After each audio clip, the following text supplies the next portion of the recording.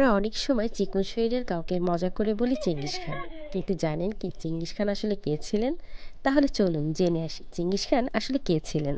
Genghis Khan আসলে ইতিহাসের সবচেয়ে ভয়ঙ্কর সম্রাটদের একজন ছিলেন। What? শুনে অবাক হলেন তো? চলুন তার শৈশবে ফিরে যায়। 1200 শতকে জন্ম নেওয়া এক যাযাবর ছেলে, নাম ছিল তেমুজিন। কিন্তু চেঙ্গিস খান নামেই তিনি ছিলেন বেশি পরিচিত। অল্প বয়সে বাবাকে হারিয়েছিলেন। দারিদ্র্য আর সংগ্রামের ভেতর দিয়ে তিনি বড় হয়েছিলেন। কিন্তু অসাধারণ বুদ্ধি আর যুদ্ধকৌশলে তিনি গোত্রগুলোকে একত্রিত করলেন।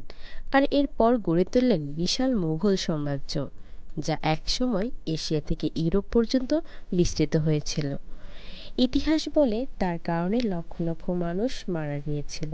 তবুও প্রশাসন, বাণিজ্য আর যোগাযোগ ব্যবস্থায় তার অবদান আজও গবেষণার বিষয়বস্তু। তাহলে বুঝতেই পারছেন চেঙ্গিস খান শুধু মজার নাম নয়, বরং তিনি ছিলেন এক ভয়ঙ্কর কিংবদন্তি, যার ছায়া এখনো ইতিহাসের পাতায় অমলিন। তাহলে পরের বার কোনো চিকন মানুষ দেখলে মনে রাখবেন আসল চেঙ্গিস খান কিন্তু চিকন ছিলেন না, বরং ছিলেন ভয়ঙ্কর এক শক্তিশালী সম্রাট।